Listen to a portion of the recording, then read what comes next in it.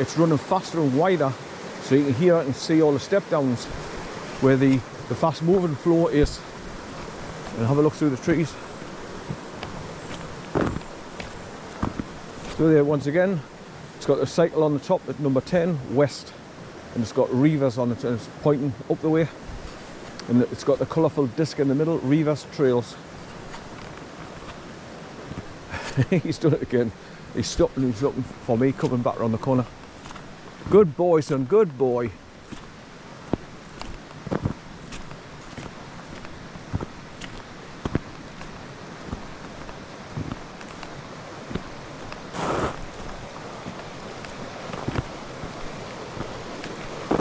There's a couple of more step downs just over there to the right as well. Loads of boulders have collapsed off the side and start to fall into the water over there.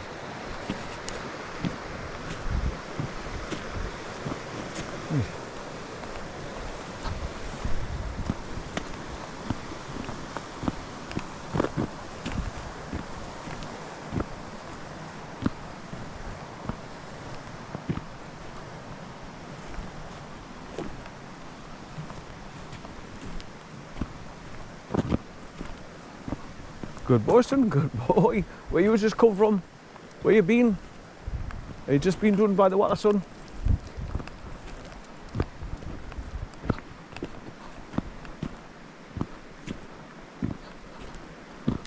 I just look, they have been sliced up plastic bags and just cut into strips and then tied to little branches right the way up the whole length of the track to guide the cyclists along here. He's just trying to catch that little bird. No, what? Leave it! Leave it! Hey! No! Leave it! Leave it!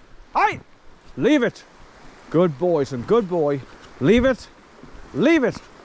See, that's what you've got to associate the word leave it when he's going after something.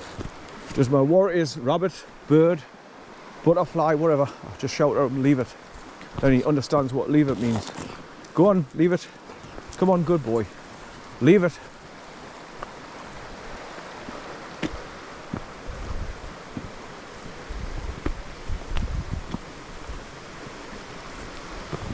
Leave it, son, leave it. Load of logs here being dumped on the side.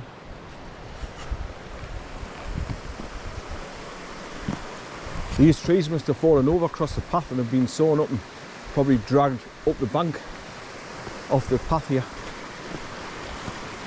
I wish there was a good at Northumberland doing that, where you can try and go to Davidson's Lynn waterfall. You cannot, because the trees are all crisscross the pathways that you used to be able to go down.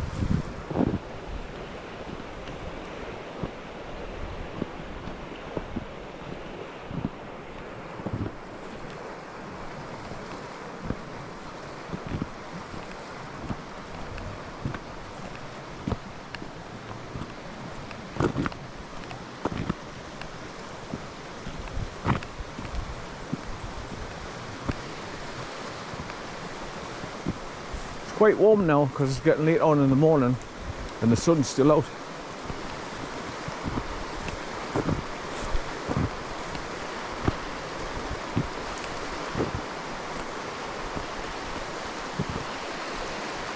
Another little bit of a step down, but it's like rolling down and catching the water below, so it's creating that roll back on the water.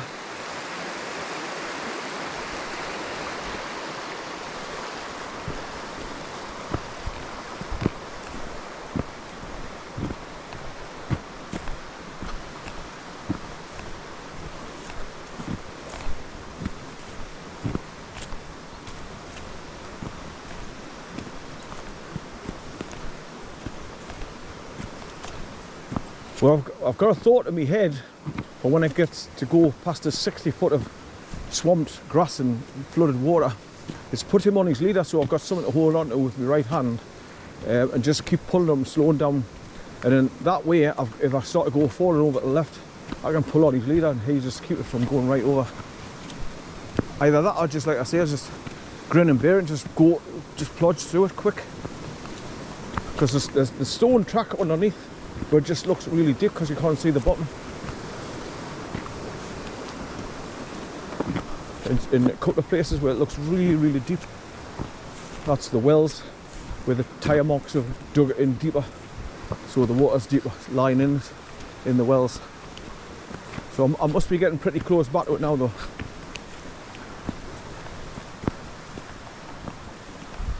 But if I quickly just go through it, I've got less likely water saturating through my boots and getting through the tongue and getting into my boots and sort of me 2 pairs of socks I've got underneath inside my boots, because that's what soaks up a lot of the water when it does get into my boots.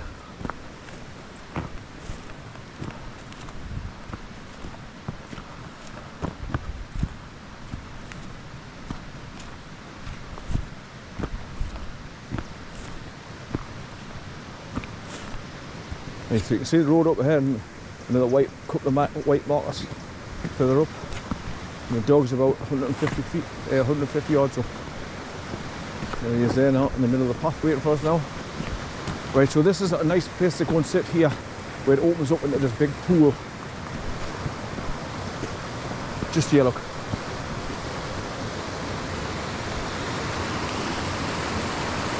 Just gently drop down at the rocks below, and when it's dry, plonk your horse down and just listen to the water flowing down into this big puddle here. Look at all the white froth over there. As the water churns, it creates that. I don't know what it is. If it's oxygen or something that makes that white bubble flow. I can't remember where it is now, but I did read it up on it.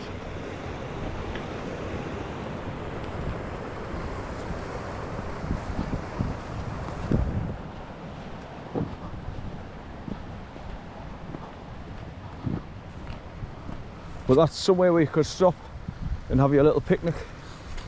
If you walk the whole lot from Kershope foot up here, take a seat there, just listen to the water flowing over while you sit and have your sandwiches or your biscuits or a cuppa out your flask, whatever. That's something I don't do now. I don't bring a backpack, so therefore I don't bring a flask, I don't bring any tea or juice, because normally I'm not that long away from the car, so I can leave everything in the car, then just get a drink later on when I get back. But I've got my 2 oranges in my waistcoat pocket here. I could eat them to get some juice on the dry panels if I started getting dry.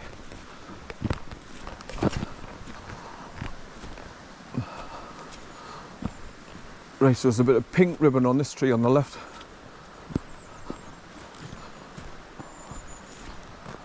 So obviously that's for coming back the way, or cyclists coming from Scotland over to England, they've put a different coloured ribbon for the return journey, possibly, just surmising.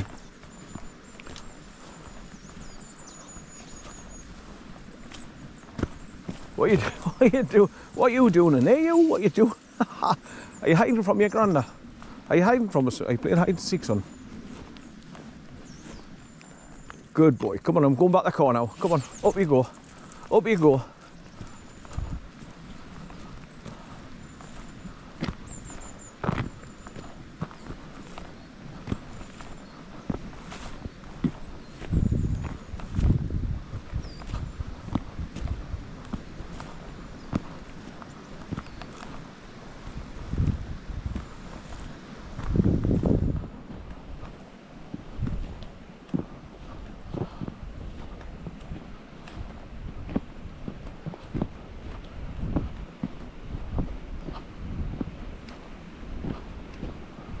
Right, so I'm back to the first one now, or is this the 60-foot one? Oh, it's a 60-foot one, shit. I've been dreading getting back to this, like, because I just don't know what to expect, how deep it is, or...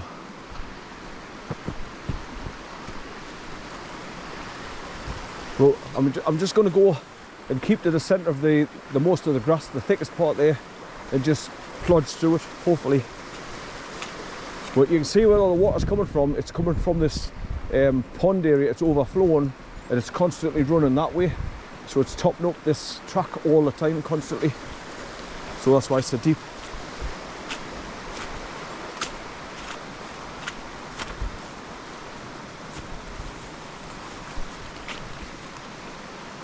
But what you've got to try and remember, just under the grass is a solid track with stones underneath it, so there's going to be a couple of patches where the dog is now. It looks deeper than what it is going to turn out to be.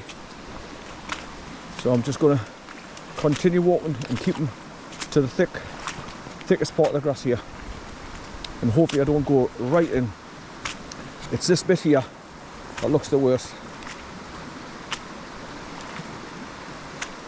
Right, a little bit of weight to see how far I go down in the water.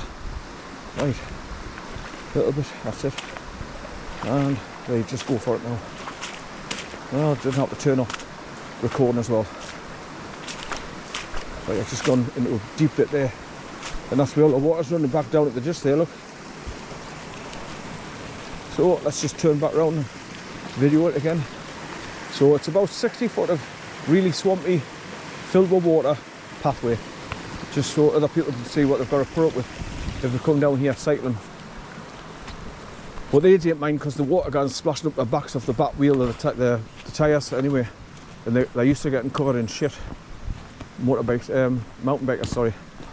That's what they live for. That's all part of their excitement and part of the everyday cycling part of it. I should have just done that in the first place, just went for it. But when you see the deepness of the water and you can't see the bottom, it puts you off because you think you're going to go boof straight down, so the water goes over the top of your boots. Right, so it's a slight uphill gradient back to the bridge where you cross back over into England.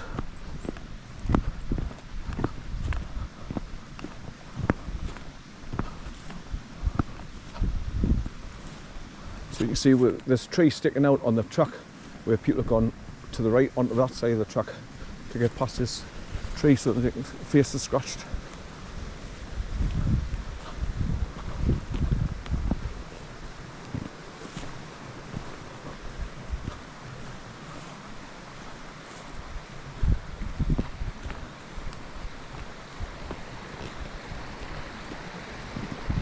Right, here's another place you can look down at the burn a little bit easier. Somewhere we could wade across there, get across on the other side if you wanted to take pictures on this side. But I'm not bothered.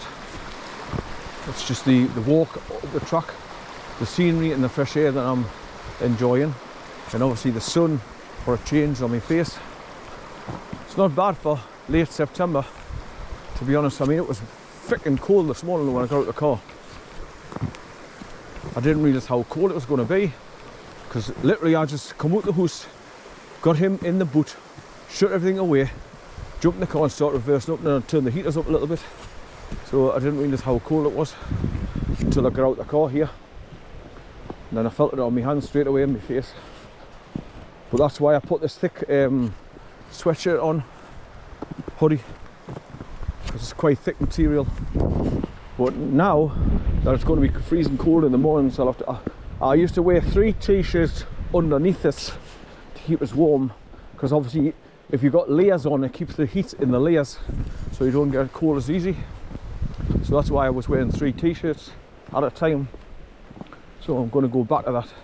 But you can see the burn coming around the corner further up there, look, just under these 2 trees.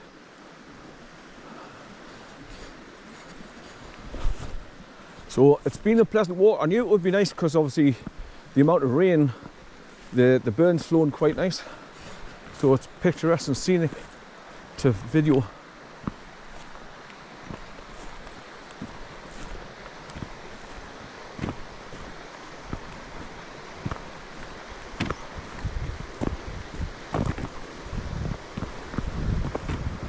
Right, so without pausing the video and stop recording it, I should just go straight on and hopefully record right back to the car now on this battery that I've got in, the second battery that I've got in.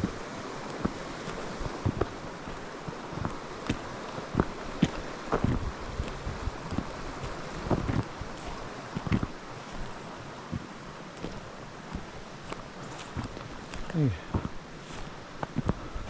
Bit of a left bend, and then when you get around the corner you start to see where the picnic table comes up here and the green sign with Newcastle written on it. You can catch sight of that when you get so far up. Oh.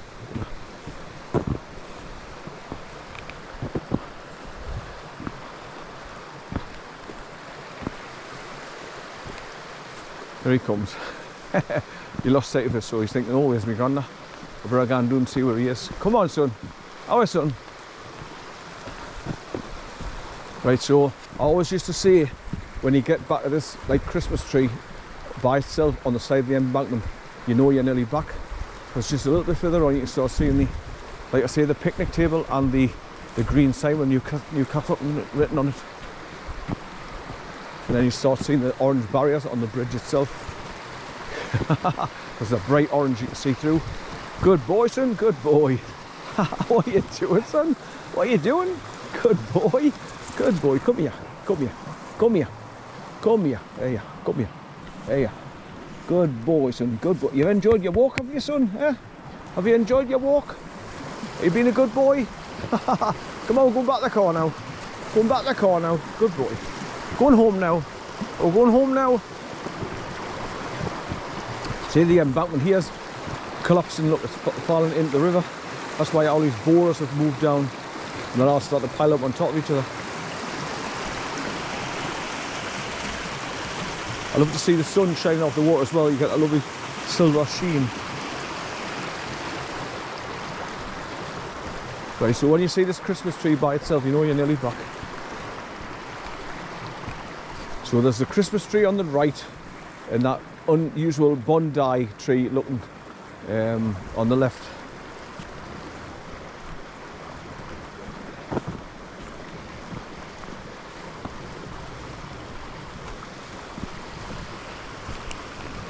And over the bridge, bear left and start going up that bit of a steep bank with the stones, so you got to walk the grass, get a better grip on the right hand side of it.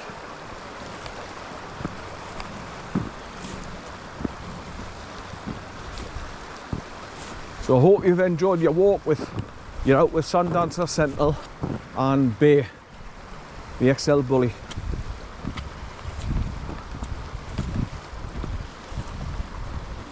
Who's not vicious and not not one of these devil dogs that the media make out to be.